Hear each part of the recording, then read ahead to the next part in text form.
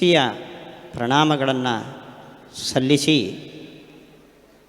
ಪ್ರತಿ ನ್ಯಾಯಸುಧಾಮಂಗಳದ ಸಂದರ್ಭದಲ್ಲಿ ಶಾಸ್ತ್ರಾರ್ಥ ವಿಚಾರಕ್ಕೆ ಒಂದು ಸ್ಥಾನವನ್ನು ಪರಮಪೂಜ್ಯ ಶ್ರೀ ವಿಶ್ವಪ್ರಸನ್ನ ತೀರ್ಥ ಶ್ರೀಪಾದಂಗಳವರು ಕೊಟ್ಟುಕೊಂಡು ಬಂದಿದ್ದಾರೆ. ಕಳೆದ ವರ್ಷವೂ ಪೆರ್ಣಂಕಿಲ ಕ್ಷೇತ್ರದಲ್ಲಿ ನಡೆದ ಸುಧಾಮಂಗಳದ ಸಂದರ್ಭದಲ್ಲೂ ಇಂತಹ ಒಂದು ಶಾಸ್ತ್ರಾರ್ಥ ಚಿಂತನೆ ವಿದ್ವಾಂಸರ ಮೂಲಕ ನಡೆದಿದೆ. ಆದರೆ ಈ ವರ್ಷದ ವಿಶೇಷ ಅಂದರೆ ವಿಶ್ವೇಶತೀರ್ಥ ಶ್ರೀಪಾದಂಗಳವರ ಪೂಜನೀಯ ಗೌರವದ ಗುರುಗಳಾದ ಶ್ರೀ ವಿದ್ಯಾಮಾನ್ಯ ತೀರ್ಥ ಶ್ರೀಪಾದಂಗಳವರ ಪೀಠಾರೋಹಣವಾಗಿ ಶತಮಾನ 100 ವರ್ಷಗಳು ಸಂದಿದೆ. ಅದನ್ನು ಅನೇಕ ಕಡೆ ಆ ಸಂಭ್ರಮದ ಉತ್ಸವವನ್ನು ನಡೆಸಿಕೊಂಡು ಬಂದಿದ್ದಾರೆ. ವಿಶ್ವ ಸಂಭ್ರಮದಲ್ಲಿ ವಿದ್ಯಾಮಾನ್ಯ ಸಂಭ್ರಮವೂ ಸೇರಿಕೊಂಡಿದೆ. ಆ ದೃಷ್ಟಿಯಿಂದ ವಿದ್ಯಾಮಾನ್ಯರಿಗೆ ಅತ್ಯಂತ ಪ್ರಿಯವಾದ ಕೆಲಸ 10ರಲ್ಲಿ ಒಂದಲ್ಲ, ಅತ್ಯಂತ ಪ್ರಿಯವಾದ ಮುಖ್ಯವಾದ ಒಂದು ಕಾರ್ಯಕ್ರಮ ಅದು ಶಾಸ್ತ್ರಾರ್ಥ ಚಿಂತನೆ. ಅದನ್ನು ವಾಕ್ಯಾರ್ಥ ಕೋಲಾಹಲ ಅಂತ ಬೇಡದ ಹೆಸರುಗಳಿಂದೆಲ್ಲ ಕಲ್ತಿದ್ದಾರೆ. ಅದರ ಪ್ರಾಮುಖ್ಯತೆಯನ್ನು ತಿಳಿಯದೆ ನಾವು ಮಾಡುವ ಶಬ್ದ ಪ್ರಯೋಗಗಳು. ಅವರು ಶಾಸ್ತ್ರಾರ್ಥ ವಿಮರ್ಶೆ ನಡೀತಾ ಇದ್ದರೆ ಎಲ್ಲ ಕೆಲಸಗಳನ್ನು ಮಧ್ಯಾಹ್ನದ ಊಟವನ್ನು ಬೇಕಾದರೂ ಅವರು ತಡ ಮಾಡ್ಯಾರು. ಅಷ್ಟು ಶ್ರದ್ಧೆಯನ್ನು ವಹಿಸಿ ತತ್ವವಿಚಾರದಲ್ಲಿ ನಿಷ್ಠೆಯನ್ನು ತೋರಿಸಿದ ವ್ಯಕ್ತಿಗಳು. ಅವರಿಗೆ ನಾವು ಸಲ್ಲಿಸುವ ಒಂದು ಗೌರವ ಅನ್ನೋ ದೃಷ್ಟಿಯಿಂದ ಈ ಆಯೋಜಕರು ಶ್ರೀ ವಿದ್ಯಾ ಪ್ರಸನ್ನ ತೀರ್ಥರು, ಶ್ರೀ ವಿಶ್ವ ಪ್ರಸನ್ನ ತೀರ್ಥರು, ಇಬ್ಬರು ಪ್ರಸನ್ನ ತೀರ್ಥರು ಈ ಕಾರ್ಯಕ್ರಮವನ್ನು ಆಯೋಜನೆ ಮಾಡಿದ್ದು ತುಂಬ ಅನ್ವರ್ಥವಾದ ಒಂದು ಕಾರ್ಯಕ್ರಮ. ಆದ್ದರಿಂದ ನಾವು ಅವರಿಗೆ ಸಂಬಂಧಪಟ್ಟ ಅವರು ಬರೆದ ಒಂದು ಗ್ರಂಥದ ಸಮೀಕ್ಷೆಯನ್ನು ನಾವಿಲ್ಲಿ ಇವತ್ತಿನ ಚರ್ಚೆಗಾಗಿ ಮೀಸಲಾಗಿಟ್ಟಿದ್ದೇವೆ. ನಮಗೆ ಗೊತ್ತು, ಸಾಮಾನ್ಯ ಜನಕ್ಕೆ ಶಾಸ್ತ್ರದ ಆಳವಾದ ಚಿಂತನೆ ಅದು ತೂಕಡಿಗೆ ತರುತ್ತದೆ ಅಂತ. ಆ ಕಾರಣದಿಂದ ಆಳವಾದ ವಿಮರ್ಶೆಯನ್ನು ಇಟ್ಟುಕೊಳ್ಳದೆ ಆಚಾರ್ಯರ ಸಿದ್ಧಾಂತದ ಒಂದು ಪ್ರಮುಖವಾದ ಅಂಶ ಸಾಧನ ಪ್ರಪಂಚಕ್ಕೆ ಸೇರಿದ ಒಂದು ವಿಷಯ ಅಂದರೆ ಮೋಕ್ಷಕ್ಕೆ ಭಗವಂತನ ಪ್ರಸಾದವು ಕಾರಣ ಅನ್ನೋದು ಆಚಾರ್ಯರ ಚಿಂತನೆ. ಅದು ಭಾರತೀಯ ದರ್ಶನಕ್ಕೆ ಆಚಾರ್ಯರು ಕೊಟ್ಟ ಒಂದು ದೊಡ್ಡ ಕೊಡುಗೆ. ಅದನ್ನು ನಾವು ಇಲ್ಲಿ ಇಟ್ಕೊಂಡಿದ್ದೇವೆ. ಅದರ ಔಚಿತ್ಯ ಏನು ಅಂದರೆ ನಮಗೆಲ್ಲ ಪರಮ ಮಾನ್ಯವಾದ ದ್ವೈತ ಸಿದ್ಧಾಂತದ ಕೋಶ ಅಂತ ಹೇಳುವ ಗ್ರಂಥ ಶ್ರೀಮನ್ ನ್ಯಾಯಸುಧ. ಆ ಕಾಲದಲ್ಲೂ ಇಂಥ ನ್ಯಾಯಸುಧಾಮಂಗಳ ಬಹಳ ವೈಭವದಿಂದ ನ್ಯಾಯಸುಧ ಅಂದರೆ ಪರಮ ಪವಿತ್ರವಾದ ವೇದ ತುಲ್ಯವಾದ ಗ್ರಂಥ ಅನ್ನೋ ಭಾವನೆ ನಮ್ಮ ಸಮಾಜದಲ್ಲಿ ಜಾಗೃತವಾಗಿದೆ. ಆ ನ್ಯಾಯಸುಧಾದ ಮೇಲೆ ಒಂದು ಟಾರ್ಗೆಟ್ ಮಾಡುವ, ಅದನ್ನು ಸವಾಲು ಮಾಡುವ, ಅಲ್ಲಿ ಹೇಳಿದ ವಿಷಯವನ್ನು ವಿಮರ್ಶೆ ಮಾಡುವ ಒಂದು ಗ್ರಂಥ ಬಂತು. ಆ ಗ್ರಂಥಕ್ಕೆ ವಿಮರ್ಶಾ ರೂಪವಾಗಿ ವಿದ್ಯಾಮಾನ್ಯ ತೀರ್ಥ ಶ್ರೀಪಾದಂಗರವು ತತ್ವಸುಧಾ ಸಮೀಕ್ಷಾ ಅಂತ ಒಂದು ಗ್ರಂಥವನ್ನು ಬರೆದಿದ್ದಾರೆ. ಆ ಕಾರಣದಿಂದ ನ್ಯಾಯಸುಧಾದ ಮೇಲೆ ಬಂದ ವಿಮರ್ಶೆಗೆ ಪ್ರತಿವಿಮರ್ಶೆಯಾಗಿ ಬಂದಿದ್ದರಿಂದ ನ್ಯಾಯಸುಧಾ ಮಂಗಳಕ್ಕೆ ಒಪ್ಪುವ ಕಾರ್ಯಕ್ರಮ ಇದು. ನೋಡಿ, ಇವತ್ತಿನ ಸಮಾಜದ ಪರಿಸ್ಥಿತಿಗೂ ಆವತ್ತಿನ ಸಮಾಜಕ್ಕೂ ಇರುವ ವ್ಯತ್ಯಾಸ ನೋಡಿ. ಯಾವತ್ತು ನ್ಯಾಯಸುಧಾದ ಮೇಲೆ ವಿಮರ್ಶೆ ಮಾಡುವ ವಿರುದ್ಧವಾದ ಒಂದು ವಿಮರ್ಶೆ ಬಂತೋ ಅದಕ್ಕೆ ವಿದ್ಯಾಮಾನ್ಯರ ಬರೆದ ತತ್ವಸುಧಾ ಸಮೀಕ್ಷೆ ಒಂದೇ ಅಲ್ಲ, ನಮ್ಮ ಸಮಾಜದಿಂದ ಶ್ರೀಮದ್ ಉತ್ತರಾದಿ ಮಠಾಧೀಶರಾದ ಸತ್ಯಾತ್ಮ ತೀರ್ಥ ಸತ್ಯ ಪ್ರಮೋದ ತೀರ್ಥ ಶ್ರೀಪಾದಂಗಳವರು ನ್ಯಾಯಸುಧಾ ಮಂಡನಂ ಅಂತ ಒಂದು ಗ್ರಂಥ ಬರೆದಿದ್ದಾರೆ. ಜಾಲಿಹಾಡು ಶ್ರೀನಿವಾಸಾಚಾರ್ಯರಿಂದ ಅದಕ್ಕೆ ಖಂಡನೆಯ ಮತ್ತೊಂದು ಗ್ರಂಥ ಬಂದಿದೆ. ವೆಂಕೋಬಾಚಾರ್ಯರಿಂದ ಮತ್ತೊಂದು ವಿಮರ್ಶಾತ್ಮಕ ಗ್ರಂಥ ಬಂದಿದೆ.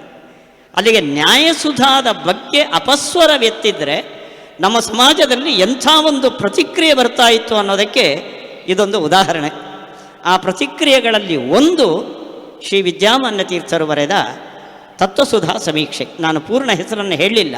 ತತ್ವಸುಧಾ ಸಮೀಕ್ಷೆ, ಅದರಲ್ಲಿ ಪ್ರಸಾದವು ಮೋಕ್ಷ ಸಾಧನ ಅಂತ ಆಚಾರ್ಯರು ಅನುವ್ಯಾಖ್ಯಾನದಲ್ಲಿ ಏನು ಹೇಳಿದಾರೋ ಅದರ ಬಗ್ಗೆ ಸುಧಾದ ವಾಕ್ಯಗಳನ್ನು ತೆಗೆದುಕೊಂಡು ಅದು ತಪ್ಪು ಅಂತ ಹೇಳುವ ಒಂದು ವಿಮರ್ಶಾ ಗ್ರಂಥಕ್ಕೆ ಪ್ರತಿಕ್ರಿಯೆಯಾಗಿ ವಿದ್ಯಾಮಾನ್ಯ ತೀರ್ಥ ಶ್ರೀಪಾದಂಗಳವರು ಈ ತತ್ವಸುಧಾ ಸಮೀಕ್ಷೆಯನ್ನು ಬರೆದಿದ್ದಾರೆ. ಸಮಯ ಆಗಿದೆ, ಕೊನೆಗೆ ಅವಕಾಶ ಸಿಗುತ್ತೋ ಇಲ್ವೋ, ನಾನು ಇಲ್ಲೇ ಹೇಳಿಬಿಡ್ತೇನೆ.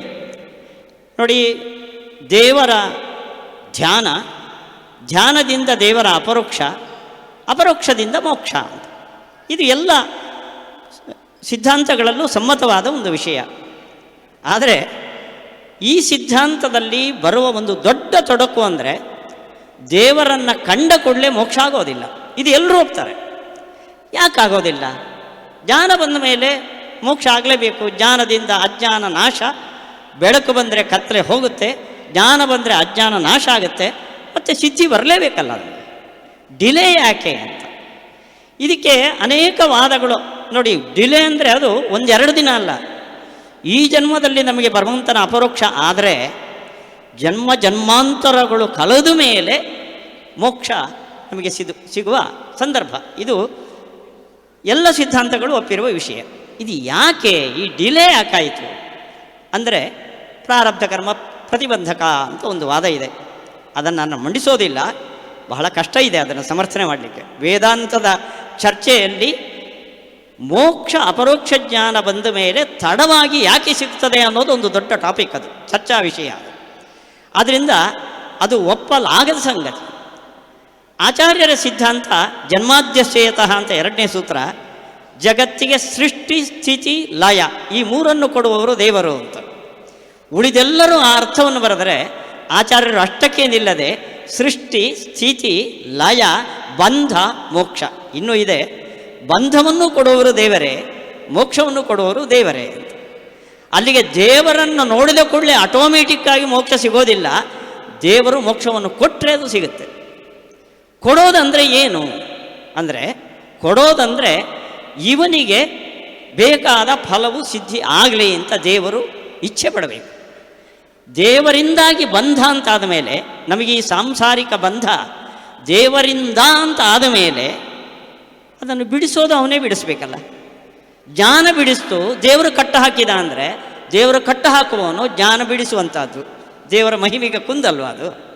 ಯಾರು ಕಟ್ಟ ಹಾಕಿದಾರೋ ಅವರೇ ಬಿಡಿಸ್ಬೇಕು. ಅದನ್ನ ದೇವರು ಬಂಧಕ ಅಂತ ಆದಮೇಲೆ ದೇವರೇ ಮೋಚಕ ಆಗಬೇಕು. ಬಿಡುಗಡೆಯನ್ನು ಕೊಡುವವನು ಅವನೇ ಆಗಬೇಕು. ಬಿಡುಗಡೆ ಅಂದರೆ ನಮ್ಮ ಕೈಕಾಲು ಕಟ್ಟ ಹಾಕಿಲ್ಲ, ಮತ್ತೇನು, ನಮಗೆ ಸಿಗಬೇಕಾದ್ದು ಸಿಗ್ತಾ ಇಲ್ಲ, ಸಿಗದೇ ಇದ್ದಿದ್ದು ಸಿಗುತ್ತೆ ನಮಗೆ. ಇದು ಸಿಗುವಂಥದ್ದು ಸಿಕ್ಕಿ ಸಿಗಬಾರದಾದ್ದನ್ನು ತಡಿಬೇಕು, ಇದು ಮೋಕ್ಷ. ಇದನ್ನು ಕೊಡೋನು ಯಾರು? ದೇವರು. ದೇವರು ಕೊಡ್ತಾನಂದ್ರೆ ಇವತ್ತು ಯಾಕೆ ಕೊಡಲ್ಲ ಅಂದರೆ, ಇವನಿಗೆ ಸಿಗಬೇಕಾದ್ದು ಸಿಗಲಿ, ಬೇಡದಿದ್ದು ಹೋಗಲಿ ಅಂತ ಅವನು ಸಂಕಲ್ಪ ಮಾಡಬೇಕು. ಇದೇ ಮೋಕ್ಷ ಅನ್ನೋದು ಭಗವಂತನ ಪ್ರಸಾದದಿಂದ ಲಭ್ಯ ಅನ್ನೋದಕ್ಕೆ ಅರ್ಥ. ಪ್ರಸಾದ ಅಂದರೆ ನಮ್ಮ ದೇವಸ್ಥಾನದಲ್ಲಿ ಸಿಗುವ ಪ್ರಸಾದ, ಕಾರ್ಯಕ್ರಮ ಮುಗಿದ ಮೇಲೆ ಸಿಗುವ ಆ ಪ್ರಸಾದಗಳು ಮಧ್ಯಾಹ್ನದ ತೀರ್ಥ ಪ್ರಸಾದ ಅಲ್ಲ. ಇದೆ ಪ್ರಸಾದ ಅಂದರೆ ಇವನಿಗೆ ಶ್ರೇಯಸ್ಸಾಗಲಿ, ಇವನ ಯೋಗ್ಯತೆ ಪ್ರಕಟವಾಗಲಿ ಅಂತ ಭಗವಂತ ಮಾಡುವ ಇಚ್ಛೆ ಏನಿದೆಯೋ ಅದನ್ನೇ ಪ್ರಸಾದ ಅಂತ ಕರೀತಾರೆ. ಇದು ಒಂದು ಅಪೂರ್ವವಾದ ಕಲ್ಪನೆ, ಶಾಸ್ತ್ರಬದ್ಧವಾದ ಕಲ್ಪನೆ. ಇದಕ್ಕೆ ಬೇಕಾದ ಆಧಾರಗಳು ಶಾಸ್ತ್ರದಲ್ಲಿದೆ. ಅದನ್ನು ಸಮರ್ಥನೆ ಮಾಡಿಕೊಟ್ಟವರು ಶ್ರೀಮದ್ ಆಚಾರ್ಯರು. ಅದು ಮೊದಲನೇ ಸೂತ್ರದಲ್ಲಿ, ಅಥಾತೋ ಬ್ರಹ್ಮಜಿಜ್ಞಾಸ ಅನ್ನೋ ಸೂತ್ರದಲ್ಲೇ ಪ್ರಸಾದವು ಮೋಕ್ಷ ಸಾಧನ ಅಂತ ಆಚಾರ್ಯರು ಹೇಳಿದ್ದಾರೆ. ಇದನ್ನು ಎಲ್ಲರೂ ಒಪ್ಪೋದಿಲ್ಲ, ಆಚಾರ್ಯರ ಅಪೂರ್ವವಾದ ಸಿದ್ಧಾಂತ. ಅದರ ಬಗ್ಗೆ ಬಂದ ಆಕ್ಷೇಪಗಳು, ಅದಕ್ಕೆ ವಿದ್ಯಾಮಾನ್ಯರು ತತ್ವಸುಧಾ ಸಮೀಕ್ಷೆಯಲ್ಲಿ ಏನು ಸಮರ್ಥವಾದ ಪರಿಹಾರವನ್ನು ಸುಧಾವನ್ನು ಇಟ್ಟುಕೊಂಡು ಕೊಟ್ಟಿದ್ದಾರೆ ಅನ್ನೋ ಚರ್ಚೆ ಇಲ್ಲಿ ನಡೀತದೆ. ನನ್ನ ಬಲಭಾಗದಲ್ಲಿ ಕೂತವರು ಅಂದರೆ ಎಲ್ಲರೂ ಅಲ್ಲ, ಪೂರ್ವಪಕ್ಷಿಗಳಾಗಿ ಇಲ್ಲಿ ಪ್ರಶ್ನೆಯನ್ನು ಮಾಡ್ತಾರೆ. ಎಡಭಾಗದಲ್ಲಿ ಆಚಾರ್ಯರ ಸಿದ್ಧಾಂತವನ್ನು ಮಂಡಿಸುವ, ಅಂದರೆ ವಿದ್ಯಾಮಾನ್ಯ ತೀರ್ಥರು ಬರೆದ ತತ್ವಸುಧಾ ಸಮೀಕ್ಷೆಯ ಉತ್ತರವನ್ನು ಇಲ್ಲಿ ಕೊಡೋವರಿದ್ದಾರೆ. ದಯವಿಟ್ಟು ಆಯೋಜಕರು ಮತ್ತು ಶ್ರೀಪಾದಂಗಳವರಲ್ಲಿ ನಾನು ಭಕ್ತಿಪೂರ್ವಕ ವಿಜ್ಞಾಪನೆ ಮಾಡಿಕೊಳ್ಳೋದು, ಮಧ್ವನವಮಿಯ ಸಂದರ್ಭ ವಿದ್ಯಾಮಾನ್ಯರ ಪೀಠಾರೋಹಣದ ಸ್ಮಾರಕವಾಗಿ ನಾವು ಈ ಸಂದರ್ಭವನ್ನು ಇಟ್ಕೊಂಡಿದ್ದೇವೆ. ನಮ್ಮ ಮಾತು ಸ್ವಲ್ಪ ಸಮಯವನ್ನು ಮೀರಬಹುದು. ನಾವು ನಿಗದಿತ ಪ್ರಕಾರ 1-1.5 ಗಂಟೆ ಇರಬಹುದು ಅಂತ ಇಟ್ಕೊಂಡು ನಮ್ಮ ಆಹ್ವಾನ ಪತ್ರಿಕೆಯಲ್ಲಿ ಇಟ್ಕೊಂಡು ಮಾಡಿದ್ದೇವೆ. ಸಾಕು ನಿಲ್ಲಿಸಿ ಅನ್ನೋ ಮಾತು ಬರದೆ ದಯವಿಟ್ಟು ನಾವು ಏನು ಸಿದ್ಧ ಮಾಡ್ಕೊಂಡಿದ್ದೇವೋ ಅವಷ್ಟನ್ನು ನಾವು ಇಲ್ಲಿ ಮುಗಿಸ್ತೇವೆ. ಶ್ರೀಪಾದಂಗಳವರನ್ನು ಒತ್ತಾಯ ಮಾಡುವ ಅಧಿಕಾರ ನಮಗಿಲ್ಲ. ಯಾಕೆಂದರೆ ಈ ಕ್ಷೇತ್ರದಲ್ಲಿ ಕೆಲವು ಅನಿವಾರ್ಯ ಕರ್ತವ್ಯಗಳಿದೆ. ಅವರ ಮಧ್ಯಾಹ್ನದ ಕಾರ್ಯಕ್ರಮಗಳು ವ್ಯತ್ಯಾಸ ಆದರೆ ಪೂರ ಕಾರ್ಯಕ್ರಮ ವ್ಯತ್ಯಾಸ ಹೌದು. ಅಲ್ಲ, ಶ್ರೀಪಾದಂಗಳವರು ತಮ್ಮ ಕಾರ್ಯಕ್ರಮಕ್ಕೆ ತೊಂದರೆ ಆಗೋದಿದ್ದರೆ ಅವರು ಇಲ್ಲಿ ಸನ್ನಿಧಾನವನ್ನು ಬಿಟ್ಟು ಹೋಗೋ ಸ್ವಾತಂತ್ರ್ಯ ಅವರಿಗಿದೆ ಅಂತ ನಾನು ಈ ಸಂದರ್ಭದಲ್ಲಿ ಅವರಲ್ಲಿ ವಿನಮ್ರವಾಗಿ ಭಕ್ತಿಪೂರ್ವಕ ಪ್ರಾರ್ಥನೆ ಮಾಡಿ, ಅದರ ಜೊತೆಯಲ್ಲಿ ನಿಮಗೂ ಕೂಡ ಬೋರ್ ಆದರೆ ಯಾರೋ ಅವರ ಇಷ್ಟದಂತೆ ಅವರು ನಡ್ಕೊಳ್ಬೋದು. ಆದರೆ ನಾವು ಮಾತ್ರ ನಮ್ಮ ವಿಷಯವನ್ನು ಮುಗಿಸದೆ, ಕೃಷ್ಣಾರ್ಪಣ ಅನ್ನದೆ, ಗುರುಗಳಿಗೆ ಅರ್ಪಣೆ ಮಾಡದೆ ನಾವು ಇಲ್ಲಿಂದ ಹೇಳೋದಿಲ್ಲ. ಉಪಪ್ರಶ್ನೆಗಳನ್ನು ಬೇಕಾದರೆ ನಾವು ನಿಲ್ಲಿಸ್ತೇವೆ. ಸದ್ಯಕ್ಕೆ ಕೊನೆಗೆ ಅದನ್ನು ಇಟ್ಟುಕೊಂಡು ನಮ್ಮ ಇಲ್ಲಿಯ ಚಿಂತನೆ ಕ್ರಮ ಮುಗಿದ ಮೇಲೆ ಅದಕ್ಕೂ ಅವಕಾಶ ಇದೆ. ದಯವಿಟ್ಟು ಇಲ್ಲೊಂದು ನಾವು ಪ್ರಾರ್ಥನೆ ಮಾಡಿಕೊಂಡು ಕೂತಿದ್ದೇವೆ ಸುಬ್ರಹ್ಮಣ್ಯನ ಸನ್ನಿಧಿಯಲ್ಲಿ. ಇದು ಪ್ರಾಯ ನಾನು ತಿಳಿದಂತೆ ಇದು ಮೊದಲನೇ ಒಂದು ತತ್ವಜ್ಞಾನದ ಚಿಂತನೆ ಇದು. ಆದ್ದರಿಂದ ದಯವಿಟ್ಟು ನಮ್ಮ ಸಂಕಲ್ಪವನ್ನು ಶ್ರೀಪಾದಂಗಳವರು ಉದಾರ ಭಾವದಿಂದ ಮನ್ನಿಸಬೇಕು ಅಂತ ಕೇಳಿಕೊಳ್ತಾ ಈ ಚರ್ಚೆಯನ್ನು ಆರಂಭ ಮಾಡ್ತಾ ಇದ್ದೆ.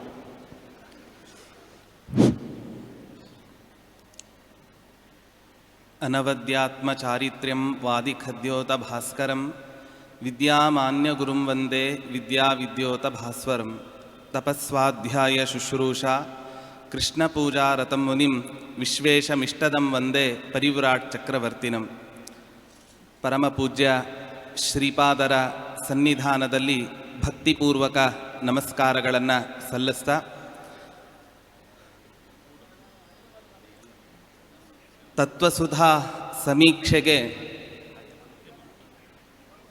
ತತ್ವಸುಧಾ ಸಮೀಕ್ಷಾ ಗ್ರಂಥದಲ್ಲಿ ಏನು ನಿರೂಪಣೆ ಮಾಡಿದ್ದಾರೆ ಅನ್ನೋ ಪೂರ್ವ ಪಕ್ಷವನ್ನು ನಾನು ಆರಂಭ ಮಾಡ್ತೀನಿ.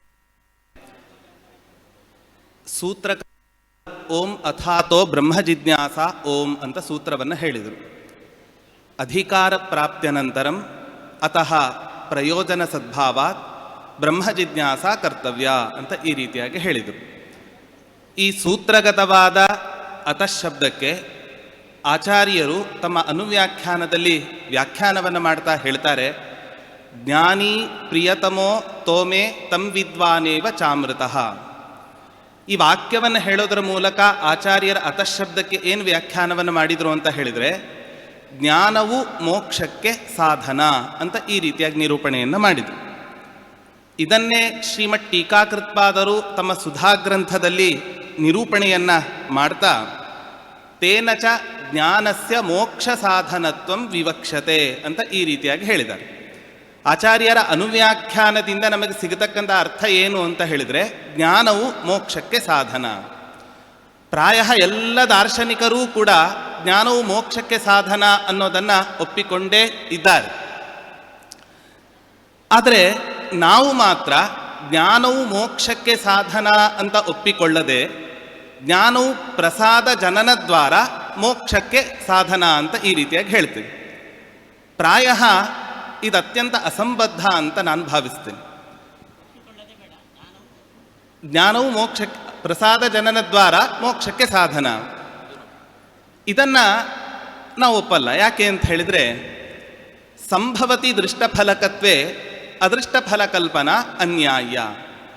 ಎಲ್ಲಿ ದೃಷ್ಟಫಲವನ್ನೇ ಕಲ್ಪನೆ ಮಾಡಲಿಕ್ಕೆ ಬರುತ್ತೋ ಅಲ್ಲಿ ಅದೃಷ್ಟ ಫಲವನ್ನು ಕಲ್ಪನೆ ಮಾಡಬಾರ್ದು. ಉದಾಹರಣೆಗೆ, ನಾನು ಊಟ ಮಾಡ್ತಾ ಇರ್ತೇನೆ. ಊಟ ಮಾಡೋದ್ರಿಂದ ದೃಷ್ಟವಾದ ಫಲ ಏನು? ಹಸಿವೆಯ ನಿವಾರಣೆ. ಈ ಹಸಿವೆಯ ನಿವಾರಣೆ ಅನ್ನೋ ಫಲವನ್ನು ಬಿಟ್ಟು ಇನ್ಯಾವುದೋ ಅದೃಷ್ಟವಾದ ಪುಣ್ಯ ಪಾಪ ಹುಟ್ಟತ್ತೆ ಅಂತ ಯಾರಾದರೂ ಕೂಡ ಹೇಳ್ತಾರ? ಹಾಗಾಗಿ ಜ್ಞಾನವು ಅಜ್ಞಾನ ನಿವೃತ್ತಿ ದ್ವಾರ ಮೋಕ್ಷಕ್ಕೆ ಸಾಧನ ಅಂತ ಹೇಳಿಯೇ ಕೂಡಿಸ್ಲಿಕ್ಕೆ ಬರ್ತಿರಬೇಕಾದ್ರೆ, ಇಂತಹ ಜ್ಞಾನವು ಅದೃಷ್ಟದ್ವಾರ ಅಂದರೆ ಪ್ರಸಾದ ದ್ವಾರ ಮೋಕ್ಷವನ್ನು ಹುಟ್ಟಿಸತ್ತೆ ಅಂತ ನೀವೇನು ಹೇಳ್ತೀರಾ? ಇದನ್ನು ಹೇಗೆ ಕೂಡಿಸ್ತೀರಾ ಅಂತ ಮೊದಲನೇ ಪ್ರಶ್ನೆ. ಶ್ರೀ ಗುರುಭ್ಯೋ ನಮಃ. ಉಪಸ್ಥಿತರಿರುವ ಎಲ್ಲ ಶ್ರೀಪಾದಂಗಳವರಿಗೆ ವಂದಿಸುತ್ತಾ, ಅಧ್ಯಕ್ಷರಾದ ಗುರುಗಳಾದ ಆಚಾರ್ಯರಿಗೂ ವಂದಿಸುತ್ತಾ, ಪರಮಗುರುಗಳಾದ ವಿದ್ಯಾಮಾನ್ಯ ತೀರ್ಥ ಶ್ರೀಪಾದಂಗಳವರು ಆ ಗ್ರಂಥದಲ್ಲಿ ಈ ಪ್ರಶ್ನೆಗೆ ಏನು ಉತ್ತರವನ್ನು ನೀಡಿದ್ದಾರೆ ಎಂದು ನಾನು ಅನುವಾದ. ಮೊದಲನೇ, ಜ್ಞಾನವು ಅಜ್ಞಾನ ನಿವೃತ್ತಿ ರೂಪ ದೃಷ್ಟದ್ವಾರ ಮೋಕ್ಷ ಸಾಧನ ಅಂತ ಒಂದು ಪಕ್ಷವನ್ನು ಇಲ್ಲಿ ನಿರೂಪಣೆ ಮಾಡಿದ್ದಾರೆ. ಆದರೆ ಯಾರು ಈ ಪಕ್ಷವನ್ನು ಒಪ್ಪುತ್ತಾರೋ ಆ ಪಕ್ಷದವರೇ ತಮಗೆ ವಿರುದ್ಧವಾಗಿ ಮಾತಾಡಿದ್ದಾರೆ ಅಂತ ವಿದ್ಯಾಮಾನ್ಯ ತೀರ್ಥ ಶ್ರೀಪಾದಂಗಳವರು ಸಮರ್ಥನೆ ಮಾಡ್ತಾರೆ. ಯಾಕೆ ನೋಡಿ, ಅಜ್ಞಾನ ನಿವೃತ್ತಿ ಬೇರೆ ಅಲ್ಲ, ಮೋಕ್ಷ ಬೇರೆ ಅಲ್ಲ. ಅಜ್ಞಾನ ನಿವೃತ್ತಿ ದ್ವಾರ ಮೋಕ್ಷ ಸಾಧನತ್ವ ಅಲ್ಲ, ಅಜ್ಞಾನ ನಿವೃತ್ತಿಯೇ ಮೋಕ್ಷ ಅಂತ ಸ್ಪಷ್ಟವಾಗಿ ಪ್ರಾಚೀನರು ಅಂಗೀಕಾರ ಮಾಡಿದ್ದಾರೆ. ಅದಕ್ಕೆ ವಿರುದ್ಧವಾಗಿ ನೀವು ಅಜ್ಞಾನ ನಿವೃತ್ತಿ ದ್ವಾರ ಮೋಕ್ಷ ಸಾಧನ ಜ್ಞಾನ ಅಂತ ಹೇಳಿದರೆ ಇದು ಅದಕ್ಕೆ ವಿರುದ್ಧವಾಗತ್ತೆ. ಆದ್ದರಿಂದ ಈ ರೀತಿ ಹೇಳೋದು ತಪ್ಪು ಅಂತ ಮೊದಲನೇ ವಿಮರ್ಶೆ. ಹಾಗಾದರೆ ನೇರವಾಗಿ ಹೇಳೋದಾದರೆ ಅವರ ವಾಕ್ಯವೇ ಮೊದಲು ಸರಿ ಇಲ್ಲ. ಜ್ಞಾನವು ಅಜ್ಞಾನ ನಿವೃತ್ತಿ ದ್ವಾರ ಮೋಕ್ಷ ಸಾಧನ ಅಂತ ಏನು ನಿರೂಪಣ ಕ್ರಮ ಇದೆ ಅದು ಸರಿಯಲ್ಲ ಅಂತ ಮೊದಲನೇ ವಿಮರ್ಶೆಯನ್ನು ಮಾಡ್ತಾರೆ. ಎರಡನೇ ವಿಮರ್ಶೆ, ಅವರೊಂದು ನಿಯಮವನ್ನು ಒಪ್ಪಿದ್ದು ದೃಷ್ಟೇ ಸಂಭವತಿ ಅದೃಷ್ಟ ಫಲಕಲ್ಪನಾ ಅನ್ಯಾಯ ಅಂತ ಒಂದು ನ್ಯಾಯ. ಇಲ್ಲಿ ದೃಷ್ಟವಾದ ಅಜ್ಞಾನ ನಿವೃತ್ತಿ ದ್ವಾರ ಜ್ಞಾನವು ಮೋಕ್ಷ ಸಾಧನ ಅಂತ ಹೇಳಲಿಕ್ಕೆ ಬರುವಾಗ ಜ್ಞಾನವು ಈಶ್ವರ ಪ್ರಸಾದ, ಅದು ಅದೃಷ್ಟ, ತದ್ವಾರ ಮೋಕ್ಷ ಸಾಧನ ಅಂತ ಹೇಳೋದು ತಪ್ಪು ಅಂತ ಖಂಡನೆ ಮಾಡಿದ್ದಾರೆ. ಇದಕ್ಕೆ ಇನ್ನೊಂದು ಖಂಡನೆ ಇದೆ, ಅದಕ್ಕೆ ಪೂರಕವಾಗಿ ಒಂದು ಖಂಡನವನ್ನು ಮಾಡ್ತಾರೆ ನೋಡಿ. ದೃಷ್ಟ ಇದೆ ಆದ್ದರಿಂದ ಅದೃಷ್ಟ ಫಲ ಇಲ್ಲ ಅಂತ ಹೇಳೋದಾದರೆ ಇಷ್ಟೇ, ಈ ಅಂಶವನ್ನು ಖಂಡನೆ ಮಾಡ್ತಾರೆ. ಆವಾಗ ಗಂಗಾ ಸ್ನಾನ ಇದು ಪುಣ್ಯಜನಕ ಅಂತ ಎಲ್ಲ ಆಸ್ತಿಕ ಬಂಧುಗಳು ಒಪ್ತಾರೆ, ನಾಸ್ತಿಕರು ಒಪ್ಪಲ್ಲ. ಒಂದು ವೇಳೆ ದೃಷ್ಟಫಲವಿದ್ದಾಗ ಅದೃಷ್ಟ ಫಲವನ್ನು ಕಲ್ಪನೆ ಮಾಡೋದು ತಪ್ಪು ಅಂತ ಹೇಳೋದಾದರೆ ಅಲ್ಲಿಯೂ ಒಂದು ದೃಷ್ಟಫಲ ಇದೆ. ಯಾವುದದು ಅಂದರೆ ಸಾಮಾನ್ಯವಾಗಿ ನಮಗೆ ಅನುಭವಕ್ಕೆ ಬರುವ ನಮ್ಮ ಮೈಯಲ್ಲಿರುವ ಕೊಳೆ ಹೋಗುತ್ತೆ ಸ್ನಾನ ಮಾಡಿದಾಗ. ಹಾಗಾದರೆ ಮಲ ನಿವೃತ್ತಿ, ಮಲಾಪಕರ್ಷಣ ಅಂತ ಹೇಳ್ಬೋದು. ಹಾಗಾದರೆ ನಮ್ಮ ದೇಹದ ಕೊಳೆ ಹೋಗತ್ತೆ. ಹಾಗಾದರೆ ಗಂಗಾ ಸ್ನಾನ ಮಾಡಿದಾಗ ನಮ್ಮ ಮೈಯಲ್ಲಿರುವ ಕೊಳೆ ಹೋಗತ್ತೆ. ಹಾಗಾದ್ರೆ ಇದು ದೃಷ್ಟಫಲ. ಈ ದೃಷ್ಟಫಲ ಇರುವಾಗ ಇದನ್ನು ಬಿಟ್ಟು ಅದೃಷ್ಟಫಲ ಅಂತ ಒಬ್ಬ ಆಸ್ತಿಕರು ಹೇಳಿದರೆ ಅದನ್ನು ನಾಸ್ತಿಕರು ಒಪ್ಪಲ್ಲ. ಯಾಕೆ ನೀವೇ ಹೇಳಿದ್ದೀರಿ ದೃಷ್ಟಫಲ ಇದ್ದಾಗ ಅದೃಷ್ಟ ಫಲವನ್ನು ಹೇಳಬಾರ್ದು ಅಂತ ಹೇಳಿದ್ದೀರಿ. ಹಾಗಾದರೆ ಗಂಗಾ ಸ್ನಾನಕ್ಕೂ ಕೂಡ ಅದೃಷ್ಟ ಫಲ ಇದೆ ಅನ್ನೋದು ಸಿದ್ಧವಾಗದೇ ಹೋಗಲಿ. ಹಾಗಾದರೆ ನಾಸ್ತಿಕರಿಗೆ ಜಯ ಸಿಕ್ತು ಅಂತಾಯಿತು. ಹಾಗಾಗಿ ಆಸ್ತಿಕ ವರ್ಗದವರು ಒಪ್ತಾರೆ ದೃಷ್ಟಫಲ ಇದ್ದಲ್ಲೂ ಕೂಡ ಅದೃಷ್ಟ ಫಲವೂ ಒಂದು ಬೇಕು ಅಂತ ಹೇಳ್ತಾರೆ. ಹಾಗೆ ಅದೃಷ್ಟ ಫಲವನ್ನು ಒಪ್ಪೋದು ಇದು ತಪ್ಪಲ್ಲ. ದೃಷ್ಟಫಲ ಇದ್ದಾಗಲೂ ಕೂಡ ಇನ್ನೊಂದು ಅದೃಷ್ಟ ಫಲವನ್ನು ನಾವು ಹೇಳೋದು ಅದು ಸಮಂಜಸವಾಗತ್ತೆ ಅಂತ ಇದು ಎರಡನೇ ಹಂತದ ಖಂಡನೆ. ಇನ್ನು ಮೂರನೇ ಒಂದು ಅಂಶವನ್ನು ಹೇಳಿ ನಾನು ಮುಗಿಸ್ತೇನೆ. ಮೂರನೇ ಅಂಶ ಬಹಳ ಸೊಗಸಾಗಿ ಒಂದು ವಾಕ್ಯಾರ್ಥವನ್ನು ಮಾಡಿದ್ದಾರೆ.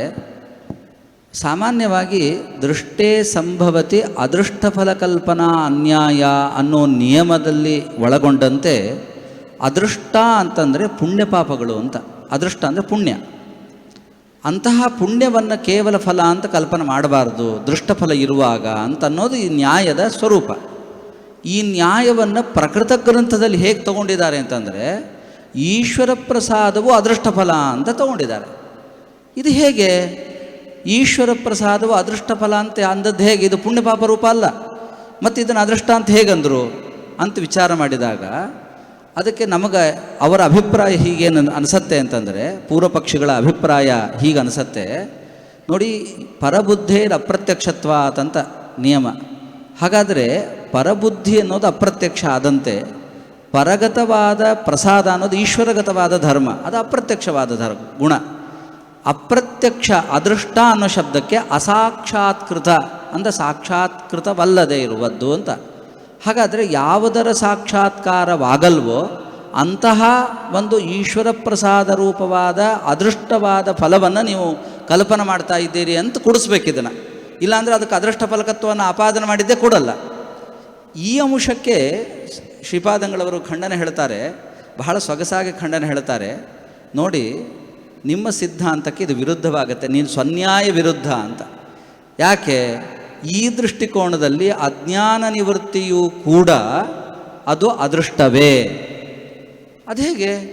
ಅದು ಅದೃಷ್ಟ ಹೇಗೆ ಅಂತಂದರೆ ನೋಡಿ, ಅದಕ್ಕೆ ಒಂದು ಉಪಪಾದನೆ ಮಾಡ್ತಾರೆ, ಸೊಗಸಾದ ಉಪಪಾದನೆ ಮಾಡ್ತಾರೆ. ಚರಮ ಸಾಕ್ಷಾತ್ಕಾರದಿಂದ ಅಜ್ಞಾನ ನಿವೃತ್ತಿ ಆಗತ್ತೆ. ಈ ಸಾಕ್ಷಾತ್ಕಾರ ಬಂದ ಮೇಲೆ ಅಜ್ಞಾನ ನಿವೃತ್ತಿ ಆಗೋದು. ಈ ಅಜ್ಞಾನ ನಿವೃತ್ತಿಯ ಒಂದು ಸಾಕ್ಷಾತ್ಕಾರ ಆಗಬೇಕು ನಮಗೆ, ಆವಾಗ ಅದು ದೃಷ್ಟಫಲ ಆಗತ್ತೆ. ಆದರೆ ಒಂದು ವೇಳೆ ಅಜ್ಞಾನ ನಿವೃತ್ತಿಯ ಸಾಕ್ಷಾತ್ಕಾರ ಆಗುವುದಾದರೆ ಹಿಂದೆ ಬಂದ ಸಾಕ್ಷಾತ್ಕಾರ ನೀಡಿದ ಅದು ಚರಮ ಆಗಲಿಲ್ಲ. ಚರಮ ಸಾಕ್ಷಾತ್ಕಾರದಿಂದ ಉಂಟಾದ ಸಾಕ್ಷಾತ್ಕಾರ ಇನ್ನೊಂದಿದೆ, ಸಾಕ್ಷಾತ್ಕಾರ. ಆದ್ದರಿಂದ ಇದು ಚರಮ ಸಾಕ್ಷಾತ್ಕಾರ ಆಗಲಿಲ್ಲ. ಹಾಗಾಗಿ ಇದು ದೃಷ್ಟಫಲ ಆಗಲೇ ಇಲ್ಲ. ಯಾಕೆ? ಇದು ಅದೃಷ್ಟಫಲ. ಹಾಗಾದರೆ ಏನು ಹೇಳಬೇಕು? ಅದರ ಸಾಕ್ಷಾತ್ಕಾರ ಆಗಲ್ಲ ಅಂತ ಹೇಳಬೇಕು. ಅದರ ಸಾಕ್ಷಾತ್ಕಾರ ಆಗಲ್ಲ ಅಂತ ಹೇಳಿಬಿಟ್ರೆ ಅದು ಅದೃಷ್ಟಫಲ ಆಯಿತು.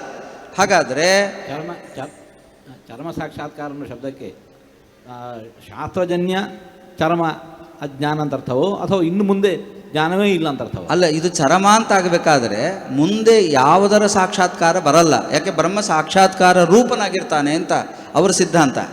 ಒಂದು ವೇಳೆ ಅದರ ಸಾಕ್ಷಾತ್ಕಾರ ಬರುತ್ತೆ ಅಂತ ಹೇಳೋದಾದರೆ ಆವಾಗ ಈ ಶಾಸ್ತ್ರ ಪ್ರಯೋಜಕವಾದ ಸಾಕ್ಷಾತ್ಕಾರವೇ ಆಯಿತು. ಯಾಕೆ?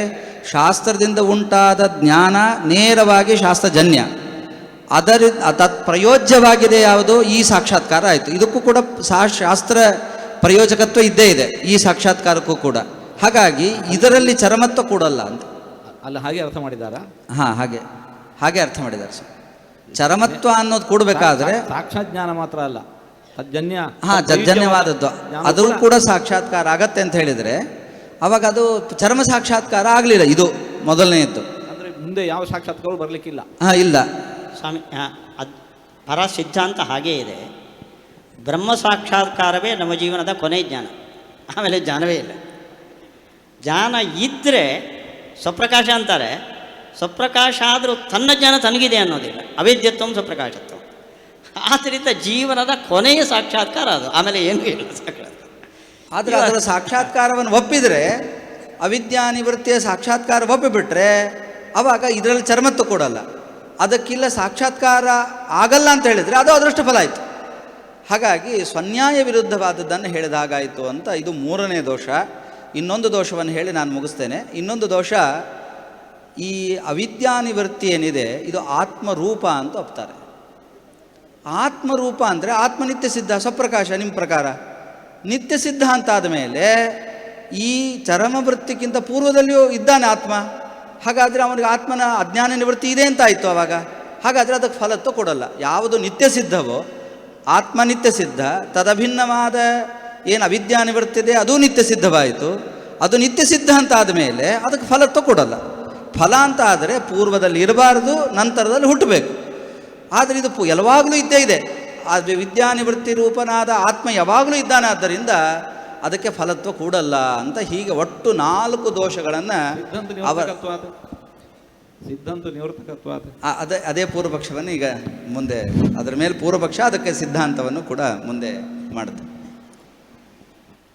ಆಚಾರ್ಯರು ಮೋಹ ನಿವೃತ್ತಿಯು ಆತ್ಮಸ್ವರೂಪ, ಆತ್ಮನು ಸ್ವಪ್ರಕಾಶತ್ವೇನ ನಿತ್ಯ ಸಿದ್ಧನಾಗಿದ್ದಾನೆ, ತತ್ಸ್ವರೂಪಭೂತವಾದ ಮೋಹ ನಿವೃತ್ತಿಯೂ ಕೂಡ ಸಿದ್ಧ ಆಗತ್ತೆ. ಆದ್ದರಿಂದ ಅಜ್ಞಾನ ನಿವೃತ್ತಿಗೆ ಫಲತ್ವವೇ ದುಸ್ಸಾಧ್ಯ ಅಂತ ಈ ರೀತಿಯಾಗಿ ಹೇಳಿದರು.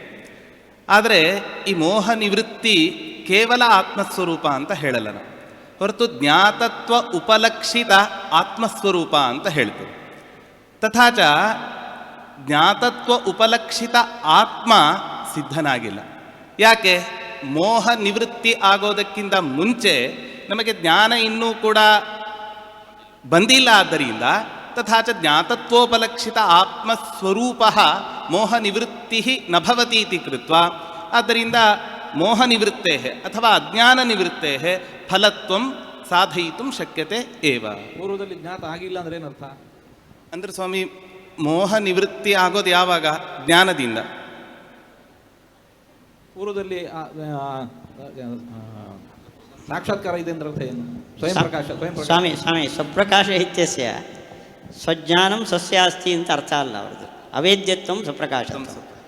ಏವಂಚ ಚರಮವೃತ್ತಿ ಜ್ಞಾತತ್ವಂ ತಾದೃಶ ಚರಮವೃತ್ತಿ ಉಪಲಕ್ಷಿತ ಆತ್ಮ ಅಜ್ಞಾನ ನಿವೃತ್ತಿರೂಪ. ಚರಮವೃತ್ತಿ ಯಾವತ್ಪರ್ಯಂತ ಹುಟ್ಟೊಲ್ವೋ ಚರಮವೃತ್ತಿ ಉಪಲಕ್ಷಿತ ಆತ್ಮ ಇಲ್ಲ, ತತ್ಸ್ವರೂಪವಾದ ಅಜ್ಞಾನ ನಿವೃತ್ತಿ ಇಲ್ಲ. ಅವೇದ್ಯತ್ವಂ ನಾಮ ಶಾಸ್ತ್ರಾವೇದ್ಯತ್ವಂ ತಲ ಸರ್ವಥಾ ವೇದ್ಯತೆ ಕರ್ತೃಕರ್ಮ ವಿರೋಧ. ಪ್ರಮಾಣಜನ್ಯ ಜ್ಞಾನ ವಿಶೇಷ.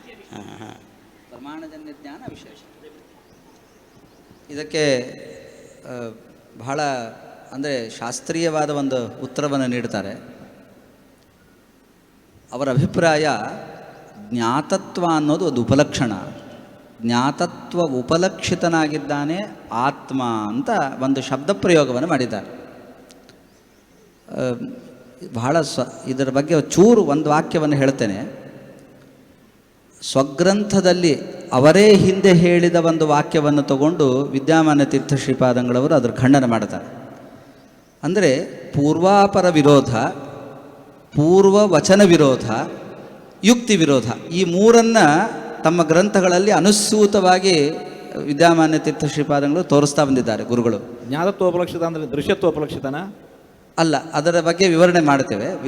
ಜ್ಞಾತತ್ವೋಪಲಕ್ಷಿತ ಅಂತಂದರೆ, ಜ್ಞಾತತ್ವ ಅಂತಂದರೆ ಅವನಲ್ಲಿ ವೃತ್ತಿ ವಿಷಯತ್ವ, ಒಂದು ರೀತಿ ವೃತ್ತಿ ವಿಷಯತ್ವ ಅಥವಾ ವಿಷಯತಾ ಸಂಬಂಧೇನ ವೃತ್ತಿ ಉಪಲಕ್ಷಣಂ ಅಂತ ಅರ್ಥ. ದೃಶ್ಯತ್ವ, ಹಾಂ, ದೃಶ್ಯತ್ವ ಒಂದು ರೀತಿ ದೃಶ್ಯತ್ವನೇ. ಆದರೆ ಆ ದೃಶ್ಯತ್ವ ಅಂತಂದರೆ ನಾವು ಹೇತುಭೂತವಾದ ದೃಶ್ಯತ್ವ, ಅದ್ರಿಗೆ ಅಧ್ಯಸ್ಥತ್ವ. ಇಲ್ಲಿ ಆ ರೀತಿ ಜ್ಞಾತತ್ವ ಅಲ್ಲ, ಇದು ಕೇವಲ ವೃತ್ತಿ ವಿಷಯತ್ವ ಅಂತ. ಈ ವಿಷಯತ್ವ ಎರಡು ರೀತಿ ಒಪ್ಪಿದ್ದಾರೆ ಅವರು. ಅಧ್ಯಸ್ಥತ್ವ ರೂಪವಾದದ್ದು ಒಂದು ಬೇರೆ, ಇನ್ನೊಂದು ವಿಷಯತ್ವ ಅಂತಂದರೆ ನಾವು ಹೇಳ್ತಕ್ಕಂತಹ ವಿಷಯತ್ವ ಅಂತ ಒಂದು ಬೇರೆ ಅಂತ, ಸ್ವರೂಪ ಸಂಬಂಧ ವಿಶೇಷ ಅಂತ. ಇಲ್ಲಿ ಜ್ಞಾತತ್ವ ಅನ್ನೋ ಅಲ್ಲಿ ಅದರಲ್ಲಿ ವಿವಕ್ಷಿತವಾದದ್ದು ಅವರಿಗೆ ಜ್ಞಾನ ವಿಷಯತ್ವ ರೂಪವಾದದ್ದು. ಇದರಲ್ಲಿ ಒಂದು ಸ್ವಾರಸ್ಯವನ್ನು ಹೇಳ್ತಾರೆ.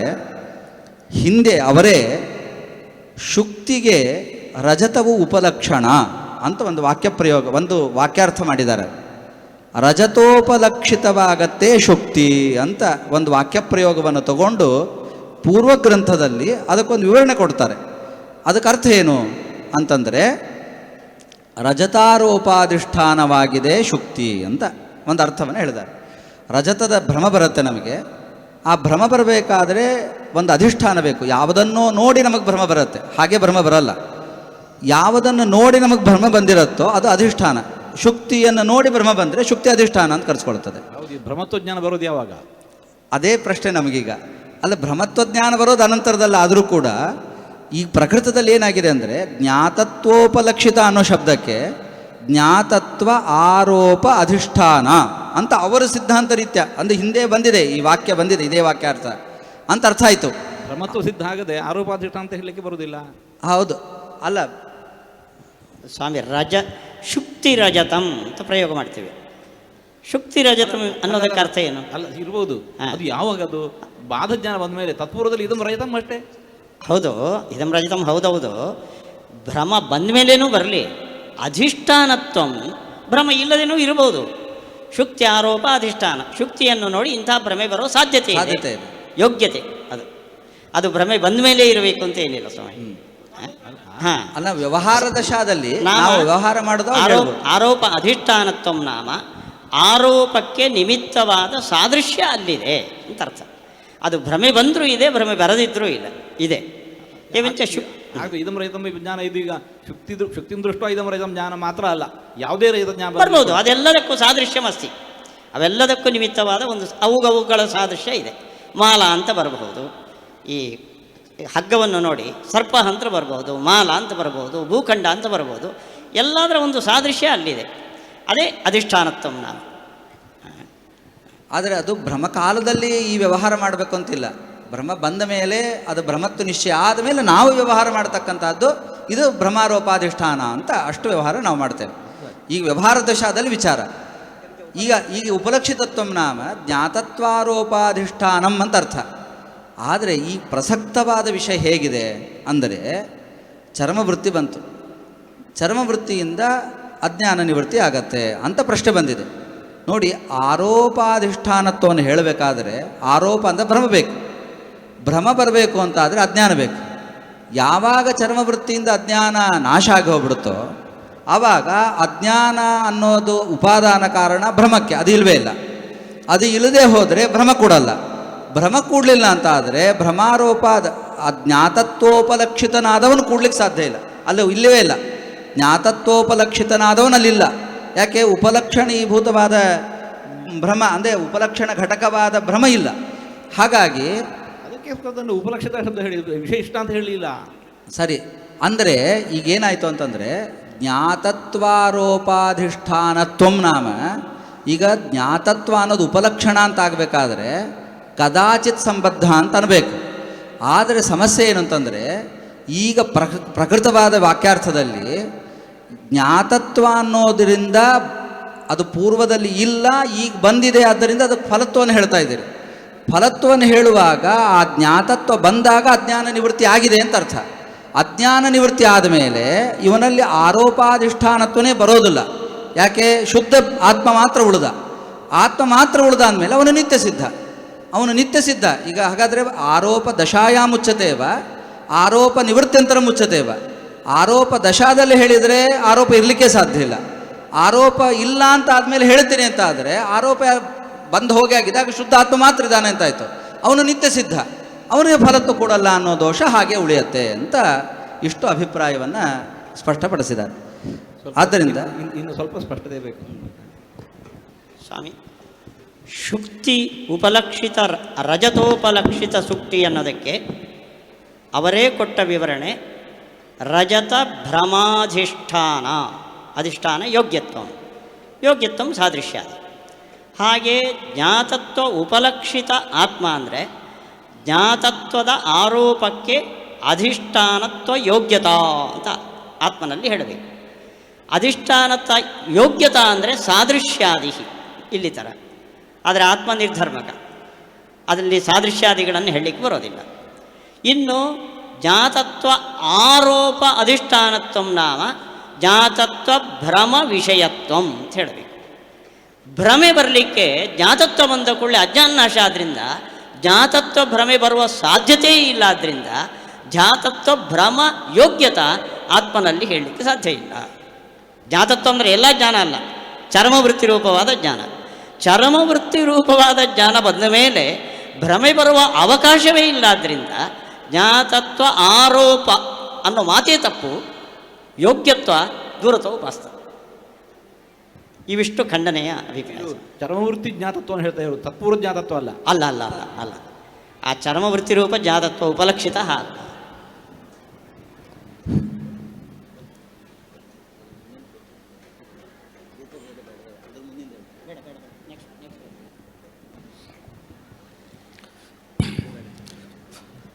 ಇನ್ನೊಂದು ಸುಧೆಯ ಮೇಲೆ ಒಂದು ಆಕ್ಷೇಪ. ಇಲ್ಲಿವರೆಗೆ ಏನು ಬಂತು ಅಂದರೆ ಜ್ಞಾನದಿಂದ ಪ್ರಸಾದ, ಪ್ರಸಾದದಿಂದ ಮೋಕ್ಷ ಅಂತ. ಇಲ್ಲಿ ಅದಕ್ಕೆ ಬೇಕಾಗಿರುವಂಥ ಮಾತುಗಳು ಇವೆ. ಯಮೇವೇಶ ವೃಣುತೆ ತೇನ ಲಭ್ಯ, ಏಷಃ ಯಂ ವೃಣಿತೆ ತೇನ ಲಭ್ಯ. ಅಂದರೆ ಭಗವಂತ ಯಾರ ವಿಚಾರದಲ್ಲಿ ಪ್ರಸನ್ನನಾಗ್ತಾನೋ ಅವನು ಅವನಿಂದ ಲಭ್ಯನಾಗ್ತಾನೆ. ಭಗವಂತನ ಅನುಗ್ರಹ ಯಾರ ಮೇಲಿರ್ತದೋ ಅವನು ಅವನಿಗೆ ಅನುಗ್ರಹಕ್ಕೆ ಪಾತ್ರನಾಗ್ತಾನೆ ಅಂತ ಶ್ರುತಿ. ಈ ಶ್ರುತಿ ಏನು ಹೇಳ್ತಾ ಇದೆ ಅಂದರೆ ಕೇವಲ ಭಗವತ್ ಪ್ರಸಾದವೇ ಮೋಕ್ಷಕ್ಕೆ ಸಾಧನ. ಈ ಶ್ರುತಿ ಸ್ಪಷ್ಟವಾಗಿ ಹೇಳ್ತಾ ಇದೆ. ಅಲ್ಲಿಗೆ ಭಗವಂತನ ಪ್ರಸಾದ ಎಂಬತಕ್ಕಂಥದ್ದು ಮೋಕ್ಷಕ್ಕೆ ಸಾಧನ. ಆ ಪ್ರಸಾದಕ್ಕೆ ಜ್ಞಾನವೇ ಆಗಬೇಕಾಗಿಲ್ಲ, ಕರ್ಮದಿಂದಲೂ ಕೂಡ ಪ್ರಸಾದ ಆಗ್ತದೆ. ಆ ಪ್ರಸಾದದ ಮೂಲಕ ಬಂಧ ನಿವೃತ್ತಿ ಆಗ್ಬೋದು. ಹಾಗಾಗಿ ಪ್ರಸಾದಕ್ಕೆ ಕಾರಣವಾದ ಜ್ಞಾನವೇ ಆಗಬೇಕು ಅಂತಿಲ್ಲ, ಜ್ಞಾನನೂ ಆಗ್ಬೋದು, ಕರ್ಮವೂ ಆಗ್ಬೋದು. ಎಂಚ ಕರ್ಮದಿಂದ ಪ್ರಸಾದ, ಪ್ರಸಾದದಿಂದ ಮೋಕ್ಷ. ತತ್ಕರ್ಮ ಹರಿತೋಷಂ ಅಂತ ಆ ಪ್ರಮಾಣಗಳನ್ನು ಉಲ್ಲೇಖ ಮಾಡ್ತಾರೆ. ಆಮೇಲೆ ಕರ್ಮಣ ಅಧಮ ಪ್ರೋಕ್ತ ಅಂತಂತೂ ಕರ್ಮದಿಂದಲೂ ಕೂಡ ಒಂದು ಪ್ರಸಾದ, ಪ್ರಸಾದದಿಂದ ಮೋಕ್ಷ ಆಗ್ತದೆ ಅಂತ. ಇಲ್ಲಿಗೆ ಕರ್ಮದಿಂದ ಮೋಕ್ಷ ಆಗ್ತದೆ ಅಂತ ಹೇಳುವಾಗ ಜ್ಞಾನ ಜನಕವಾಗಿರುವಂತಹ ಬ್ರಹ್ಮ ಮೀಮಾಂಸಾ ಶಾಸ್ತ್ರ, ಬ್ರಹ್ಮ ಮೀಮಾಂಸ ಅನ್ನೋದು ವ್ಯರ್ಥ. ಯಾಕೆ ಬೇಕದು? ಬ್ರಹ್ಮನ ಜ್ಞಾನವನ್ನು ಪಡೆಯೋಕ್ಕೋಸ್ಕರ ಬ್ರಹ್ಮ ವಿಚಾರ ಮಾಡಬೇಕು. ಜ್ಞಾನ ಅವಶ್ಯಕತೆ ಇಲ್ಲ, ಕರ್ಮದಿಂದಲೇ ಪ್ರಸಾದ, ಪ್ರಸಾದ ದ್ವಾರ ಮೋಕ್ಷ ಆಗ್ತದೆ ಅಂತ ಅಂದಮೇಲೆ ಜ್ಞಾನಜನಕವಾದಂತಹ ಬ್ರಹ್ಮಮೀಮಾಂಸ ಬೇಕಾಗಿಲ್ಲ, ಅದು ವ್ಯರ್ಥ. ಯಾರ ಪಕ್ಷ ಈ ಪೂರ್ವಪಕ್ಷ ಇದು? ಇದು ಗ್ರಂಥದಲ್ಲಿ ಇದರಲ್ಲಿ ಮಾಡಿರುವಂತಹ ಪೂರ್ವಪಕ್ಷ ಸುಧಾದ ಮೇಲೆ. ಹೌದು, ಅಲ್ಲ ಜಿಜ್ಞಾಸೆ ಬೇಡ ಅಂತ ಹೇಳುವಂಥದ್ದು, ಕರ್ಮವೇ ಸಾಕು ಅಂತ ಹೇಳುವಂಥದ್ದು ಯಾರ ಪಕ್ಷ ಅಂತ? ಅಲ್ಲ, ಅವರದ್ದೇ. ನೀವು ಪ್ರಸಾದವನ್ನು ಒಪ್ಪಿದ್ರೆ ಬ್ರಹ್ಮಸೂತ್ರ ಎಲ್ಲ ವ್ಯರ್ಥ. ಸುಲಭೇನ ಕರ್ಮಣ ಪ್ರಸಾದ ಸಿದ್ಧವು. ಕಷ್ಟಪಟ್ಟು ಈ ಬ್ರಹ್ಮಸೂತ್ರ ಓದಿ ಸಂಸ್ಕೃತ ಓದೋದೇ ಕಷ್ಟ ಆಗ್ಬಿಟ್ಟಿದೆ. ವೇದ ವಿಚಾರ ಬೇಡ ಹಾಗೆ ಅಂತ ಅಲ್ಲಿ ಇರುವ ಅವರು ಮಾಡಿಕೊಂಡ ಗ್ರಂಥವಾದ ಪೂರ್ವಪಕ್ಷ. ಯಾವುದು?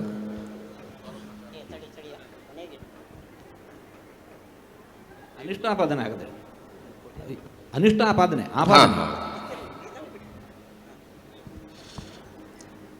ವ್ಯಾಸ ಮಧ್ವ ಸುಬ್ರಹ್ಮಣ್ಯ ವಿಷ್ಣುತೀರ್ಥ ವಿದ್ಯಾಮಾನ್ಯ ತೀರ್ಥ ವಿಶ್ವೇಶತೀರ್ಥ ಗುರುಭ್ಯೋ ನಮಃ. ಉಪಸ್ಥಿತರಾದಂತಹ ಎಲ್ಲ ಪೂಜ್ಯ ಶ್ರೀಪಾದರನ್ನು ನಮಿಸಿ, ಸಭಾಧ್ಯಕ್ಷರಾದ ಪೂಜ್ಯ ಆಚಾರ್ಯರನ್ನು ನಮಿಸಿ ಉತ್ತರವನ್ನು ಕೊಡಲಿಕ್ಕೆ ಪ್ರಯತ್ನ ಪಡ್ತೇನೆ. ಬಂದಂತಹ ಆಕ್ಷೇಪ ಪ್ರಸಾದವನ್ನು ಕಾರಣ ಅಂತ ಹೇಳುವಂಥ ಅವಶ್ಯಕತೆ ಇಲ್ಲ. ಯಾಕೆ ಅಂತ ಹೇಳಿದರೆ, ಒಂದು ಪ್ರಸಾದವು ಮೋಕ್ಷಕ್ಕೆ ಸಾಧನ ಅಂತ ಹೇಳಲಿಕ್ಕೆ ಯಾವುದೇ ಪ್ರಮಾಣವಿಲ್ಲ. ಒಂದು ವೇಳೆ ಪ್ರಸಾದವನ್ನು ಮೋಕ್ಷಕ್ಕೆ ಸಾಧನ ಅಂತ ಹೇಳಿದರೂ ಕೂಡ ಆ ಪ್ರಸಾದಕ್ಕೂ ಜ್ಞಾನವೇ ಕಾರಣ ಅಂತ ಹೇಳುವಂತಹ ಅವಶ್ಯಕತೆ ಇಲ್ಲ. ಆ ಪ್ರಸಾದವು ಜ್ಞಾನದಿಂದಲೂ ಬರಬಹುದು, ಕರ್ಮದಿಂದಲೂ ಕೂಡ ಬರಬಹುದು. ಅದರಿಂದಾಗಿ ಜ್ಞಾನವು ಪ್ರಸಾದ ದ್ವಾರ ಮೋಕ್ಷಕ್ಕೆ ಸಾಧನ ಅಂತ ಹೇಳೋದು ಕ್ಲಿಷ್ಟ. ಅದರಿಂದಾಗಿ ಪ್ರಸಾದ ಅಂತ ಬೇಡವೇ ಬೇಡ. ಅದರಿಂದಾಗಿ ನೇರವಾಗಿ ಜ್ಞಾನದಿಂದಾಗಿ ಮೋಕ್ಷವು ಪ್ರಾಪ್ತವಾಗತ್ತೆ ಅಂತ ಈ ರೀತಿಯಾಗಿ ಹೇಳ್ಬೋದು ಅಂತ ಅಭಿಪ್ರಾಯ.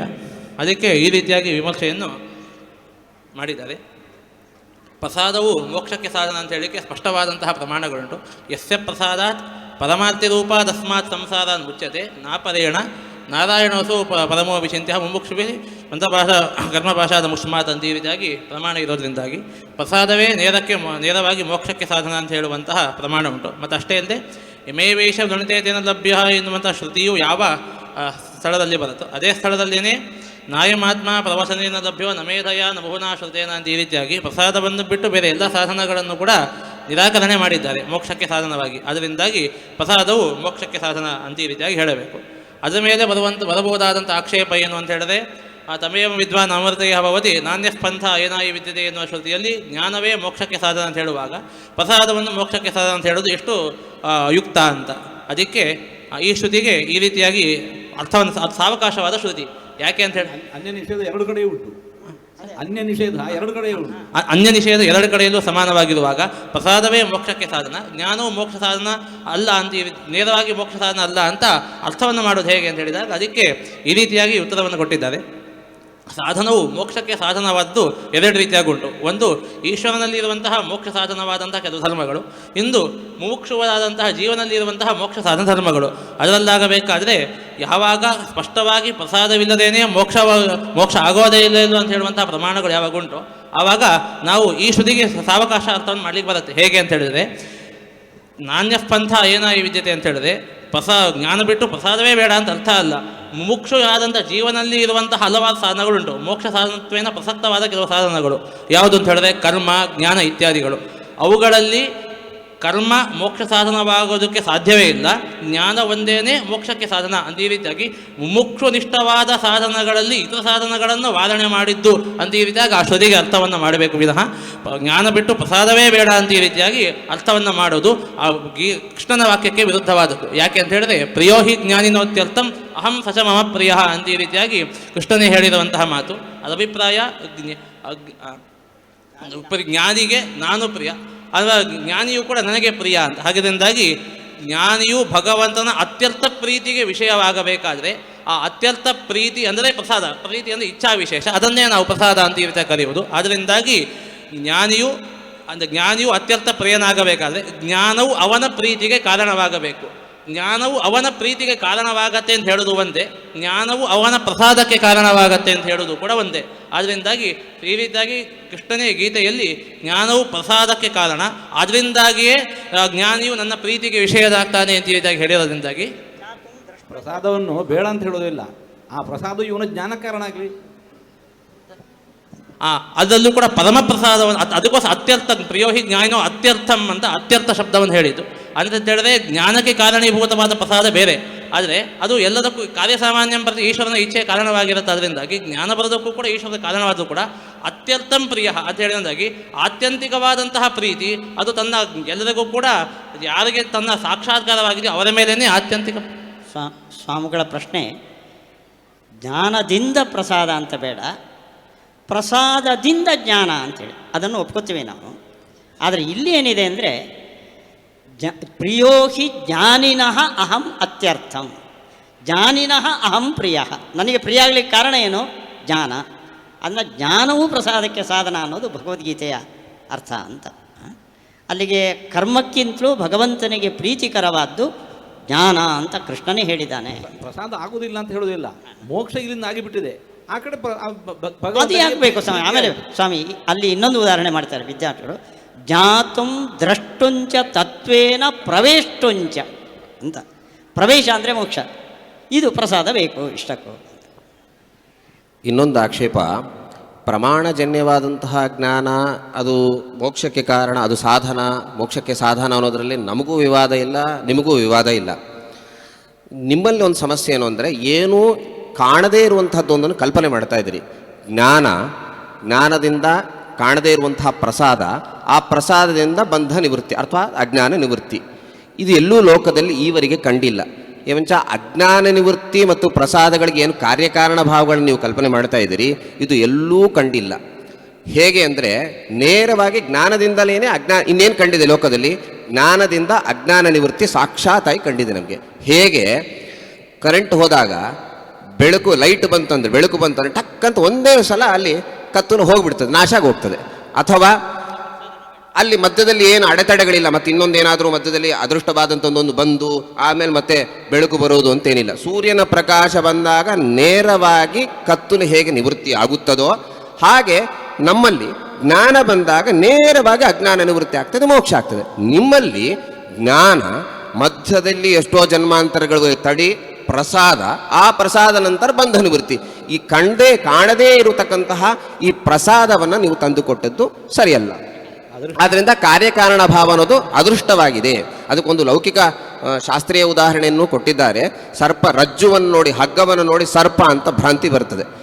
ರಜ್ಜುವನ್ನು ನೋಡಿ ಸರ್ಪ ಅಂತ ಭ್ರಾಂತಿ ಬಂದಾಗ, ಹಾವು ಅಂತ ಭ್ರಾಂತಿ ಬಂದಾಗ, ಹೋದಾಗ ಹತ್ತಿರದಲ್ಲಿ ನೋಡಿದಾಗ ರಜ್ಜು ಅಂತ ಅವನಿಗೆ ಜ್ಞಾನ ಬರ್ತದೆ. ಏಮಂಚ ರಜ್ಜು ಸಾಕ್ಷಾತ್ಕಾರದಿಂದ ನೇರವಾಗಿ ಸರ್ಪದ ಅಜ್ಞಾನ ನಿವೃತ್ತಿ ಆಗ್ತದೆ. ಅಲ್ಲಿ ಮಧ್ಯದಲ್ಲಿ ಯಾವ ತಡೆಗಳಿಲ್ಲ, ನೇರವಾಗಿ ಜ್ಞಾನವೇನೇ ಅಜ್ಞಾನವನ್ನು ನಿವೃತ್ತಿಗೊಳಿಸ್ತದೆ.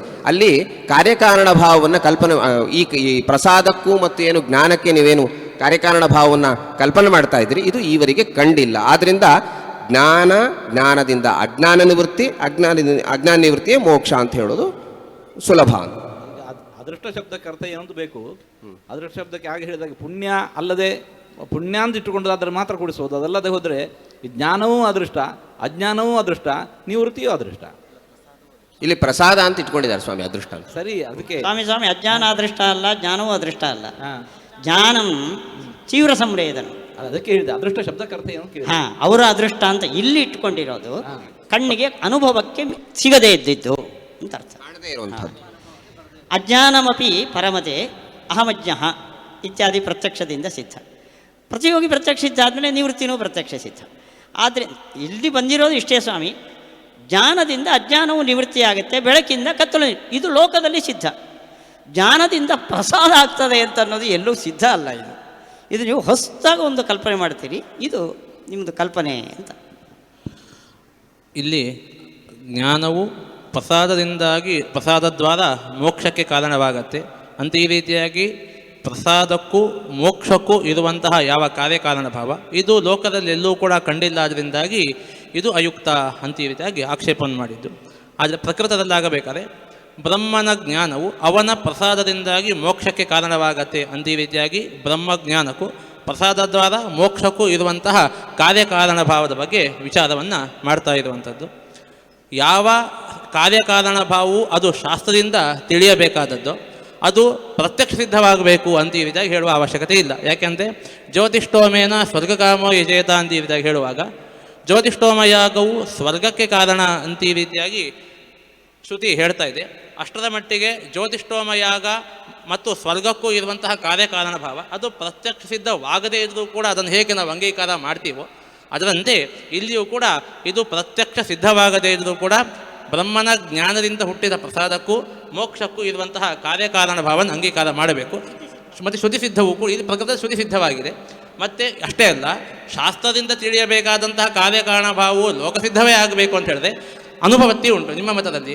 ಯಾಕೆ ಅಂತ ಹೇಳಿದ್ರೆ ಪರಮತದಲ್ಲಾಗಬೇಕಾದ್ರೆ ನಿರ್ವಿಕಲ್ಪಕವಾದಂತಹ ಬ್ರಹ್ಮನ ಸಾಕ್ಷಾತ್ಕಾರವು ಅದು ಅವಿದ್ಯಾ ನಿವೃತ್ತಿಗೆ ಕಾರಣ ಅಂತ ಈ ರೀತಿಯಾಗಿ ಅವರ ವಾದ. ಇದರಲ್ಲಾಗಬೇಕಾದ್ರೆ ನಿರ್ವಿಕಲ್ಪಕ ಸಾಕ್ಷಾತ್ಕಾರಕ್ಕೂ ಅವಿದ್ಯಾ ನಿವೃತ್ತಿಗೂ ಇರುವಂತಹ ಕಾರ್ಯಕಾರಣ ಭಾವ ಲೋಕದಲ್ಲಿ ಅದು ಕಂಡೇ ಇಲ್ಲ. ಯಾಕೆ ಅಂತ ಹೇಳಿದ್ರೆ ಯಾವುದು ಭ್ರಾಂತಿ ಅಂತ ಉಂಟೋ ಅದೆಲ್ಲವೂ ಕೂಡ ನಿವೃತ್ತಿಯಾಗುವುದು ಸವಿಕಲ್ಪಕ ಸಾಕ್ಷಾತ್ಕಾರದಿಂದ ಹೊರತು ನಿರ್ವಿಕಲ್ಪಕ ಸಾಕ್ಷಾತ್ಕಾರದಿಂದ ಅಲ್ಲ. ಉದಾಹರಣೆಗೆ ರಜ್ಜುವನ್ನು ನೋಡಿ ಅಯಂ ಸರ್ಪಃ ಅಂತ ಭ್ರಾಂತಿ ಬಂದರೆ ಆ ಭ್ರಾಂತಿ ನಿವೃತ್ತಿಯಾಗುವುದು ನಾಯಂ ಸರ್ಪಃ ಇತ್ಯಾದಿ ಸವಿಕಲ್ಪಕ ಸಾಕ್ಷಾತ್ಕಾರದಿಂದ ಎಂ ರಜ್ಜು ಈ ರೀತಿಯಾಗಿ ಸವಿಕಲ್ಪಕ ಸಾಕ್ಷಾತ್ಕಾರದಿಂದಾಗಿ ಅವಿದ್ಯಾ ನಿವೃತ್ತಿ ಆಗೋದು ಕಂಡಿದೆ ಹೊರತು ನಿರ್ವಿಕಲ್ಪಕ ಸಾಕ್ಷಾತ್ಕಾರವು ಎಲ್ಲೂ ಕೂಡ ಅವಿದ್ಯಾ ನಿವರ್ತಕ ಅಂತ ಕಂಡಿಲ್ಲ. ಅದರಿಂದಾಗಿ ನಿರ್ವಿಕಲ್ಪಕ ಸಾಕ್ಷಾತ್ಕಾರಕ್ಕೂ ಅವಿದ್ಯಾ ನಿವೃತ್ತಿಗೂ ಇರುವಂತಹ ಕಾರ್ಯಕಾರಣ ಭಾವ ಅದು ಅದೃಷ್ಟವೇ ಆಗಿರೋದಾಗ ಅದನ್ನು ಕೂಡ ಅಂಗೀಕಾರ ಮಾಡಬಾರ್ದಾಗಿತ್ತು. ಮತ್ತಷ್ಟೇ ಅಲ್ಲ, ನಮ್ಮ ಮತದಲ್ಲಿ ಬಗ್ಗೆ ಮಾಡಿದಂತಹ ವಿಮರ್ಶೆ ಅದು ಸ್ವಲ್ಪ ವಿಚಾರಣೆ ಮಾಡಬೇಕಾಗಿತ್ತು. ಯಾಕೆ ಅಂತ ಹೇಳಿದರೆ ಮಾಡಿದಂತಹ ವಿಮರ್ಶೆ ಏನು ಅಂತ ಹೇಳಿದರೆ ಜ್ಞಾನವು ಪ್ರಸಾದ ದ್ವಾರ ಮೋಕ್ಷಕ್ಕೆ ಕಾರಣ ಅಂತ ಎಲ್ಲೂ ಕೂಡ ಕಂಡಿದೆ ಅಂತ. ಯಾಕೆ ಅಂದರೆ ಯಥಾ ದೃಷ್ಟ್ಯಾ ಪ್ರಸನ್ನಸ್ಸನ್ ರಾಜ ಬಂಧಾಪನೋದಕೃತ್ ಏವಂ ದೃಷ್ಟಸ್ಸ ಭಗವಾನ್ ಕುರ್ಯಾತ್ ಬಂಧ ವಿಭೇದನಂ ಅಂತ ಈ ರೀತಿಯಾಗಿ ಆಚಾರ್ಯರೇ ತಿಳಿಸಿರುವ ಹಾಗೆ ರಾಜನ ದರ್ಶನವು ಅವನ ಪ್ರಸಾದಕ್ಕೆ ಕಾರಣವಾಗತ್ತೆ. ಆ ರಾಜನ ಪ್ರಸಾದದಿಂದಾಗಿ ನಿಗಡಬದ್ಧನಾದ ವ್ಯಕ್ತಿಗೆ ನಿಗಡದಿಂದಾಗಿ ಬಿಡುಗಡೆ ಸಿಗತ್ತೆ. ಅದರಿಂದಾಗಿ ಜ್ಞಾನವು ಪ್ರಸಾದದಿಂದಾಗಿ ಸಾಕ್ಷಾತ್ಕಾರವು ಪ್ರಸಾದದಿಂದಾಗಿ ಪ್ರಸಾದ ದ್ವಾರ ಮೋಕ್ಷಕ್ಕೆ ಕಾರಣವಾಗತ್ತೆ ಅಂತ ಈ ರೀತಿಯಾಗಿ ಲೋಕದಲ್ಲೇ ಕಂಡಿರೋದ್ರಿಂದಾಗಿ ಪ್ರಸಾದಕ್ಕೂ ಮೋಕ್ಷಕ್ಕೂ ಇರುವಂತಹ ಕಾರ್ಯಕಾರಣ ಭಾವ ಅದು ಅದೃಷ್ಟ. ಪ್ರಸಾದವು ಎಲ್ಲೂ ಕೂಡ ಕಂಡೇ ಇಲ್ಲ ಅಂದಾಗ ಅದನ್ನು ಕಲ್ಪನೆ ಮಾಡೋದು ಅಪ್ರಾಮಾಣಿಕ ಎಂಬ ಆಕ್ಷೇಪ ಅದು ವಿಮರ್ಶನೀಯ. ನಿರ್ವಿಕಲ್ಪಕ ಜ್ಞಾನ ಸವಿಕಲ್ಪಕ ಜ್ಞಾನ ಇದ್ದವರಲ್ಲಿ ಹಾಗೆ, ಯಾರಲ್ಲಿ ಅಂತಹ ವಿಕಲ್ಪವೇ ಇಲ್ಲ ಅವರು ಇದಂ ಪ್ರಥಮದವರ ಜ್ಞಾನವೇ ಸವಿಕಲ್ಪಕ ಜ್ಞಾನ ಅಂತ ಹೇಳುವುದು ಅದು ಭ್ರಮೆ. ಅದಕ್ಕೋಸ್ಕರ ನಿರ್ವಿಕಲ್ಪ ಜ್ಞಾನದಿಂದಾಗಿ ಆ ಒಂದು ಭ್ರಮೆ ನಿವೃತ್ತಿಯಾಗಿದೆ.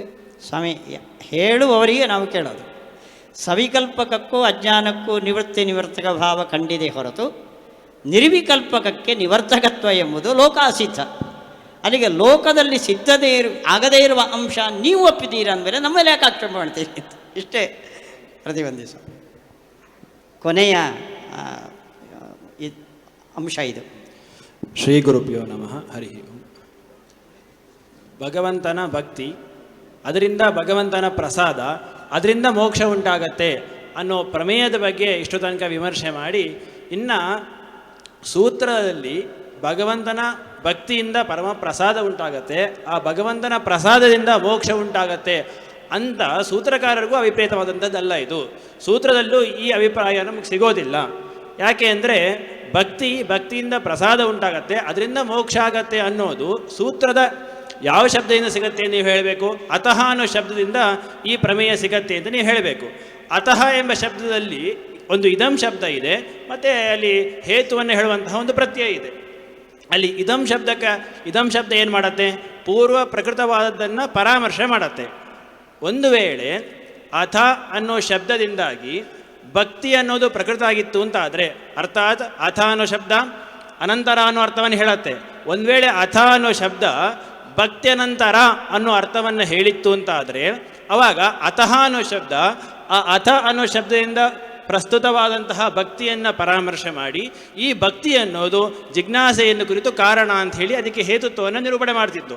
ಅಥವಾ ಭಕ್ತಿಯಿಂದ ಉಂಟಾದಂತಹ ಭಗವಂತನ ಪ್ರಸಾದ ಅನ್ನೋದು ಜಿಜ್ಞಾಸೆ ಕಾರಣ ಅಂತ ನಿರೂಪಣೆ ಮಾಡ್ತಿತ್ತು. ಆದರೆ ಅಥ ಅನ್ನೋ ಶಬ್ದಕ್ಕೆ ಭಕ್ತಿ ಅನ್ನೋ ಅರ್ಥ ಎಲ್ಲೂ ಇಲ್ಲವೇ ಇಲ್ಲ. ಆ ಅರ್ಥವನ್ನು ನೀವು ಮಾಡಿಲ್ಲ, ಭಕ್ತಿ ಅನಂತರ ಅನ್ನೋ ಅರ್ಥವನ್ನು ಮಾಡಿಲ್ಲ.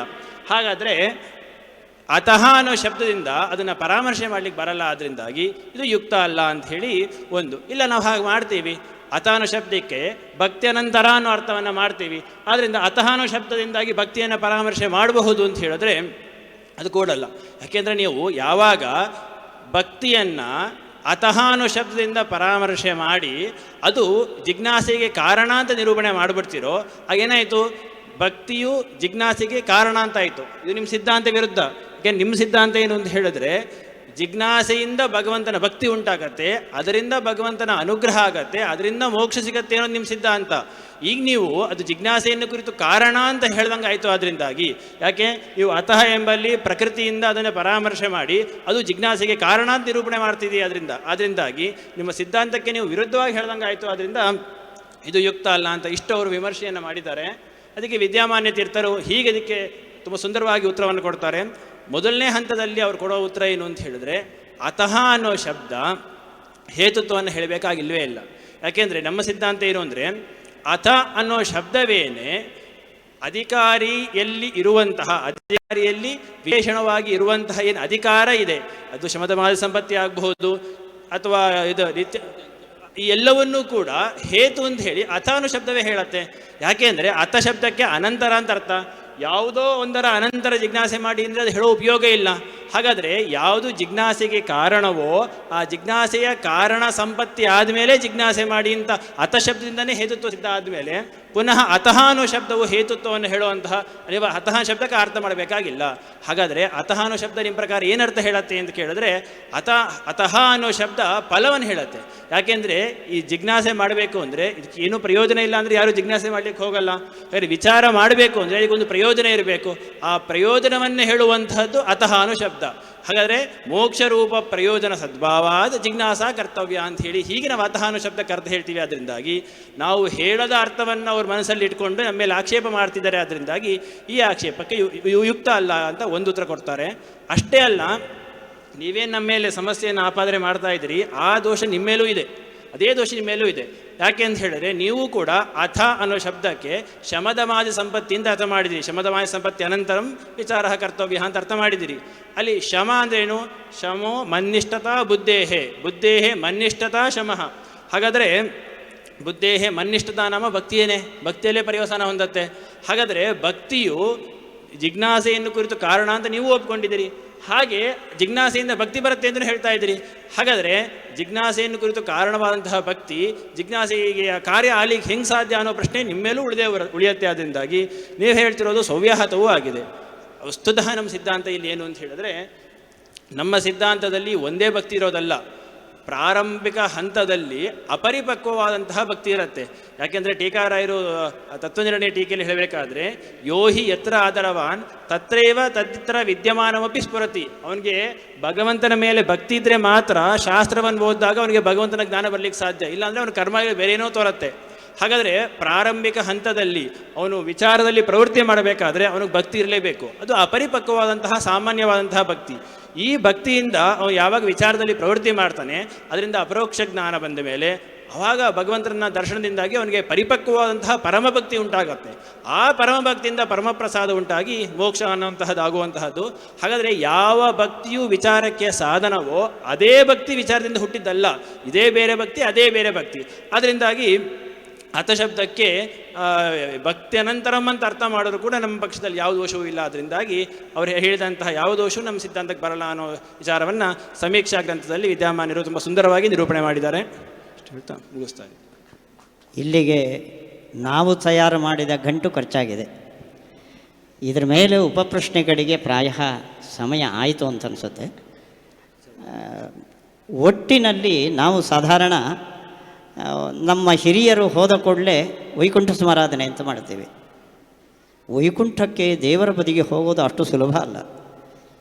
ನಮ್ಮ ಅಜ್ಜ ದಿನ ಇಡೀ ಜಪ ಮಾಡ್ತಾಯಿದ್ರು. ಜಪ ತಪಗಳಿಂದ ಸಿಗೋದಿಲ್ಲ ದೇವರು. ದೇವರು ಸಿಗಬೇಕಾದ್ರೆ ಆಚಾರ್ಯರ ಸಿದ್ಧಾಂತ ಇದು. ದೇವರು ಸಿಗಬೇಕಾದ್ರೆ ನೀವು ಬ್ರಹ್ಮಸೂತ್ರವನ್ನು ಪಾಠ ಕೇಳಬೇಕು. ಬ್ರಹ್ಮಸೂತ್ರದಲ್ಲಿ ವೇದದ ಅರ್ಥವನ್ನು ನಿರ್ಣಯ ಮಾಡೋ ಒಂದು ಮೆಥಡ್ ಇದೆ.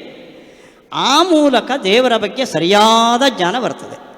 ಆ ಜ್ಞಾನವನ್ನು ದೃಢ ಮಾಡಿಕೊಂಡು ಜನ್ಮಾಂತರಗಳಲ್ಲಿ ನೀವು ಧ್ಯಾನ ಮಾಡಿದರೆ ಆಮೇಲೆ ವೈಕುಂಠಕ್ಕೆ ಹೋಗೋದಕ್ಕೊಂದು ಅರ್ಥ ಇದೆ. ಹೊರತು ನಾವಿವತ್ತು ವೈಕುಂಠಕ್ಕೆ ಹೋದ್ರೆ ಅವರು ಖಂಡಿತ ದೇವರ ಬಳಿಗೆ ಹೋಗ್ತಾರೆ ಅಂತ ಅನ್ನುವಷ್ಟು ಸುಲಭವಾದ, ಕೇವಲ ನಮ್ಮ ನಿತ್ಯಕರ್ಮಗಳನ್ನು ಮಾಡಿ ದೇವರನ್ನು ಪಡೆಯುವ ಒಂದು ಸುಲಭವಾದ ದಾರಿ ದೇವರ ಬಳಿಗೆ ಹೋಗುವಂಥದ್ದು ಇಲ್ಲ. ಶಾಸ್ತ್ರದಲ್ಲಿ ನಮ್ಮನ್ನೆಲ್ಲ ಮನುಷ್ಯನೆಲ್ಲ ಅಧಮಾಧಿಕಾರಿಗಳು ಅಂತಲೇ ಕರೆದಿದ್ದಾರೆ. ಉತ್ತಮಾಧಿಕಾರಿಗಳು, ಮಧ್ಯಮ ಋಷಿಗಂಧರ್ವಾಹ, ನಾವು ಮನುಷ್ಯರು ಅಧಮಾಧಿಕಾರಿಗಳು ಅಂತ. ನಮ್ಮಲ್ಲಿ ಮನುಷ್ಯಾಣಂ ಸಹಸ್ರೇಶು ಕಶ್ಚಿತ್ ಯತತಿ ಸಿದ್ಧಯೇ, 1000ರಲ್ಲಿ ಒಬ್ಬ ಸಾಧಕನಾಗ್ತಾನೆ. ಯತತಾಮಪಿ ಸಿದ್ಧಾನಾಂ ಕಶ್ಚಿನ್ಮಾಂ ವೇತ್ತಿ ತತ್ವತಃ. 1000 ಸಾಧಕರಲ್ಲಿ ಯಾರೋ ಒಬ್ಬ ಲಕ್ಷ್ಯಕ್ಕೆ ಒಬ್ಬ ನನ್ನನ್ನು ಸರಿಯಾಗಿ ತಿಳಿತಾನೆ, ಅವನು ಮಾತ್ರ ನನ್ನ ಬಳಿಗೆ ಬರ್ತಾನೆ ಅಂತ ಅನ್ನೋ ಮಾತನ್ನು ಶ್ರೀಕೃಷ್ಣ ಹೇಳಿದ್ದಾನೆ. ನಾನೇ ನಿರಾಸೆ ಮಾಡಲಿಕ್ಕೆ ಈ ಭಾವವನ್ನು ಹೇಳ್ತಾ ಇಲ್ಲ, ಅಷ್ಟು ಕಷ್ಟದ ಒಂದು ಮಾರ್ಗ. ಆದ್ದರಿಂದ ಬ್ರಹ್ಮಸೂತ್ರದ ಶಾಸ್ತ್ರದ ಅಧ್ಯಯನ ಇಲ್ಲದಿದ್ದರೂ ಸಾಕು, ಕಣ್ಣು ಮುಚ್ಚಿ ನಾವು ಸಾಧನೆ ಮಾಡಿದರೆ ದೇವರನ್ನು ಕಾಣಬಹುದು ಅನ್ನೋ ಒಂದು ಭರವಸೆ ನಮ್ಮಲ್ಲಿದ್ದರೆ ಅದು ಬಹಳ ಕಷ್ಟ ಸಾಧ್ಯವಾದ ಒಂದು ಕೆಲಸ ಅನ್ನೋ ತೀರ್ಮಾನ ಬ್ರಹ್ಮಸೂತ್ರದ್ದು ಅಂತ ಹೇಳ್ತಾ, ಇದುವರೆಗೆ ಈ ಚರ್ಚೆಯಲ್ಲಿ ತಮ್ಮ ಒಂದು ಪ್ರಶ್ನೆ. ಸಮಯವನ್ನು ಮೀರಿ ಸನ್ನಿಧಾನವನ್ನು ಇರಿಸಿದ ಎಲ್ಲ ಶ್ರೀಪಾದಂಗಳವರಿಗೂ ಕೂಡ ನಾವು ಭಕ್ತಿ ಶ್ರದ್ಧಾಪೂರ್ವಕ ಕೃತಜ್ಞತೆಗಳನ್ನು ಅರ್ಪಿಸಿ, ತಮ್ಮೆಲ್ಲರ ಸಹನೆಗೂ ತೂಕಡಿಸಿ ಆದರೂ ಕೇಳಿದ್ದೀರಿ ನೀವು ಅನ್ನೋದಕ್ಕೋಸ್ಕರ ತಮಗೆಲ್ಲ ನಾವು ಕೃತಜ್ಞತೆಗಳನ್ನು ಹೇಳ್ತಾ, ಈ ಚರ್ಚೆಗೆ ಅವಕಾಶ ಮಾಡಿಕೊಟ್ಟ ಸಮಿತಿಗೆ ತುಂಬು ಹೃದಯದ ಕೃತಜ್ಞತೆಗಳು. ಶ್ರೀ ಕೃಷ್ಣಾರ್ಪಣವಸ್ತು. ವಿದ್ಯಾಮಾನ್ಯಾಂತರ್ಗತ ವಾಸುಕಿ ಸುಬ್ರಹ್ಮಣ್ಯಾಂತರ್ಗತ ಶ್ರೀ ಸಂಕರ್ಷಣ ರೂಪಿ ಪರಮಾತ್ಮ ಪ್ರಿಯತಾಂ ಶ್ರೀ ಕೃಷ್ಣಾರ್ಪಣ.